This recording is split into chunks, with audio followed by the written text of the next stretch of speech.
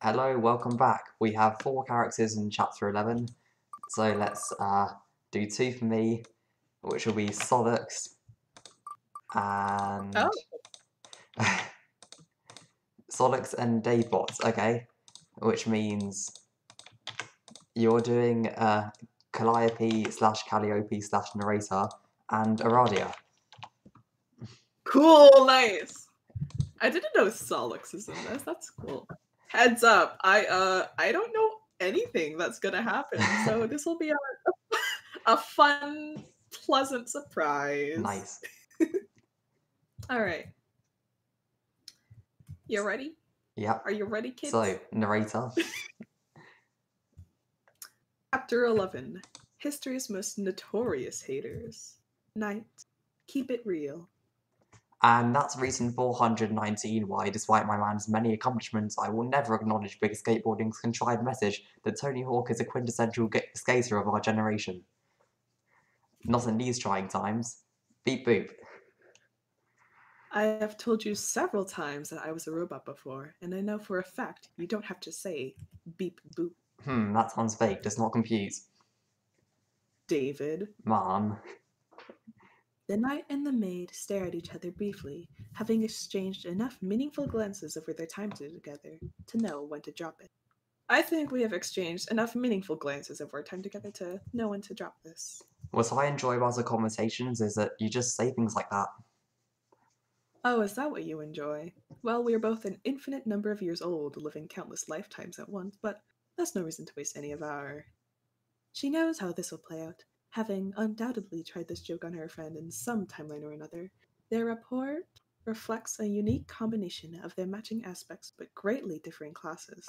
One a passive but powerful servant to time, the other wielding the aspect like a honed blade. Time. Say time. Time, then make a weird face. Waste time. Time. I experience all points of time simultaneously. Please just say time and make a weird face. This is true. Come on, Megiddo, you're kidding me. Clock's ticking. Time. The maid casts a furtive glance around the empty crew quarters, as though to search for someone more sympathetic to her bit. Tough crowd. Okay, here's one. How old do you think you are? Emotionally? Oh, also, That is it. notice the fruits.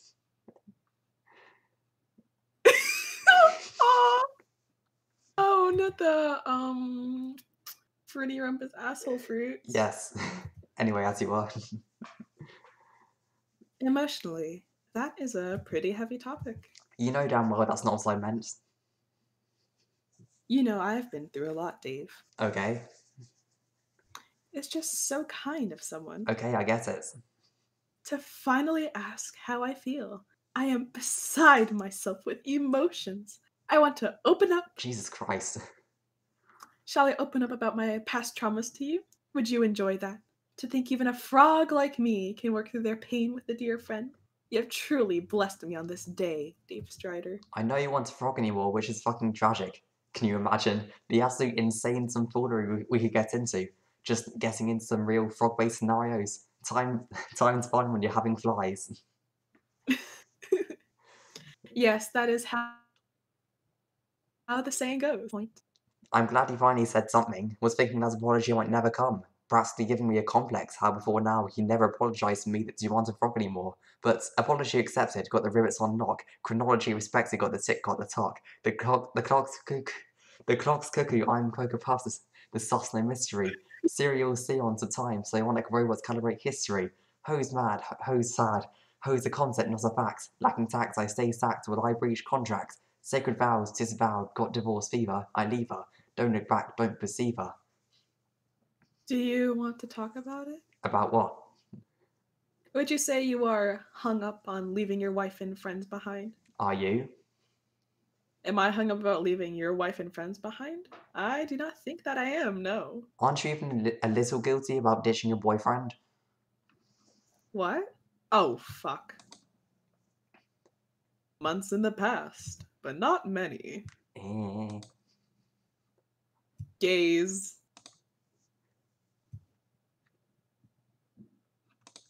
Oh, that's loud.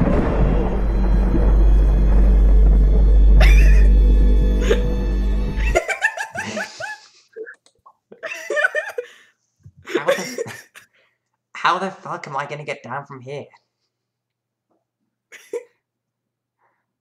Back to reality. He is probably okay. So you're telling me you don't even feel a little bit bad that you ditched in to be a weird deaf acolyte? No, I think you found my wiles both charming and irresistible. Not even an ounce of guilt or self-doubt, huh? Just like that. No conversations about the greater good, no revelations about your feelings, no dead presidents spouting wisdom about your brother dad and bequeathing unto you an ancient soul what? What's a president? See, that doesn't work because I know you know what a president is. Shit. Do you often find your faith in yourself shaken like this, or is it a new experience now that your mortal coil has been left behind? What? You think now that all that is left of you is a literal ghost inside of a machine, you are more or less likely to embrace finality? Oh, don't. More Cult of One shit. Immortality changed you. Could it be that you're projecting your feelings onto my situation? Does not confuse Rose Jr. We don't have to talk about it. Thanks. They sit in each other's presence, the silence between them as meaningful as any words they could exchange. It's always really cool to hear how meaningful my silences are, especially while calculating, especially while I am attempting to experience them. I do not need your approval. The story will continue how it must. Beep boop, hater detected. Wow, is that true? I am not a hater. Classic hater line. I know this because I am pouring through genuine actual quadribytes of information on history's most notorious haters. No, you aren't. Huge if true. Dave, do you think I am a hater? You are the exact opposite of a hater. A liker? Okay? Perfect example. Your tolerance for whatever is going on with all of this. I think she looks quite lovely covered in the viscera of the all-powerful enemy she consumed, floating lifelessly in our periphery, observing our every action and noting its relevance. Aha, that's what I mean. Can we scrounge up a change of clothes or something? Maybe some sort of outfit montage? She comes out of the changing room in some sort of boat outfit for clowns. We shake our heads disapprovingly. No, not this one. She goes back into the changing room. We give each other one of those meaningful glances. What would she do without us? She emerges again, this time looking fresh as hell. Our judgmental ways have done us again. Socially shamed into looking completely fucking dope.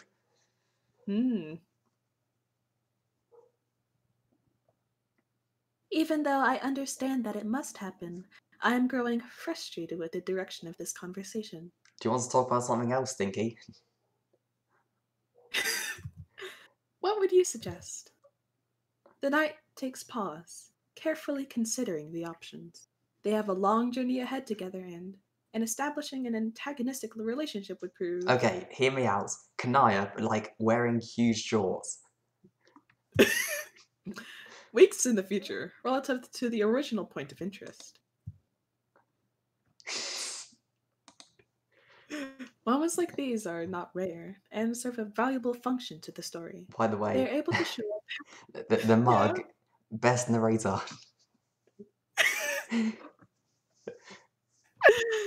Okay. Moments like these are not rare and serve a valuable function to the story. They are able to show a passage of time with the bulk of the emotional labor of a lengthy bonding process happening off screen. How did we get here? What have they been through?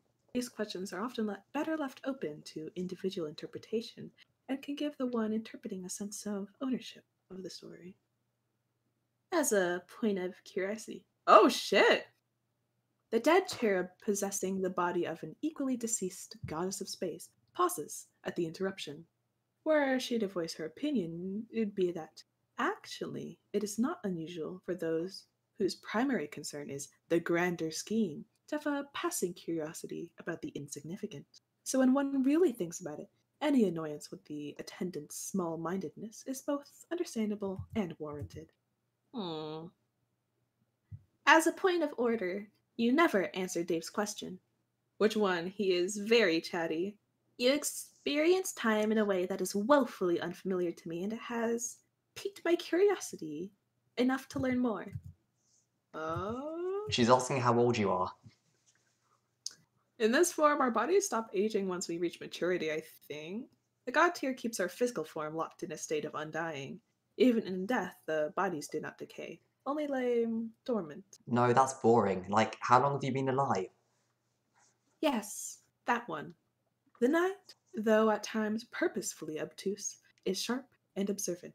This can sometimes offer a refreshing balance to his usual layers of pretense. Oh, maybe a few hundred years or so. What? What? Well, if I had known you were going to be so judgy about it. When did this happen? Oh, I spent some time in other doomed realities and timelines and came back before anybody could tell I was gone. Oh, just out for a bit of fun then? Just hopped on over to a different reality, real casual like, oh hello, don't mind me popping in just to see if reality really is as doomed as they say it is. Did not disappoint. Yes, almost exactly like that. Who did you hang out with? Are they cooler than me?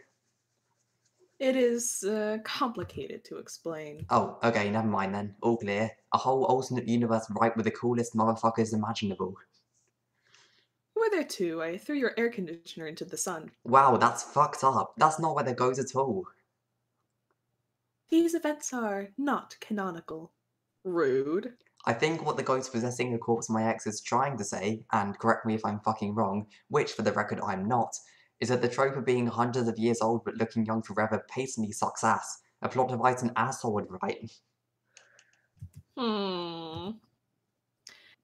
That is not what I am trying to say at all. Wow, yeah, that'd really be a source of pot kettle situation, I guess. I can't believe I'm the only woke one here. It's hard being such a visionary and such a fine metallic specimen, because I'm altruist first and fucking foremost.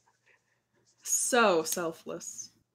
Yes, the greater narrative is truly blessed by your word, how? Beneficence? Yeah. Yes, the greater narrative is truly blessed by your beneficent presence. Oh, so you got jokes now, huh? I've always had the jokes of which you speak, but I have heretofore exercised restraint in laying you low. I possess knowledge of many of your iterations, as the scope of my powers allow me to exist in several narrative structures at once.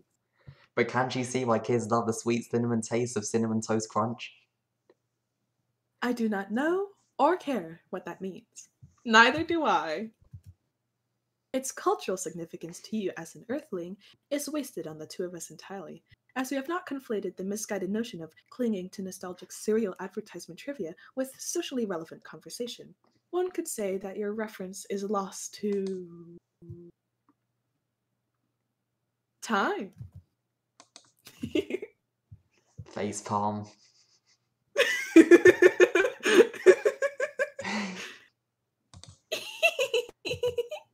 Oh shit.